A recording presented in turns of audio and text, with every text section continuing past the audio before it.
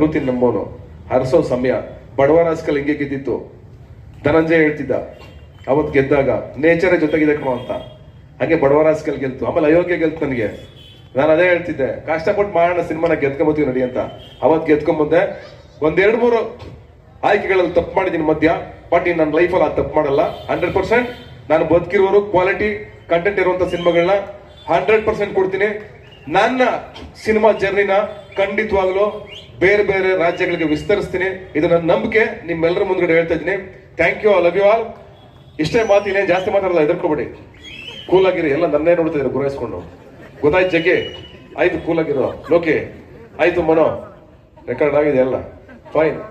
Cool ಆಗಿರಿ. ನೀವೆಲ್ಲ ಜೊತೆ ನಿಂತ್ಕೊಳ್ಳಿ ಅಷ್ಟೇ.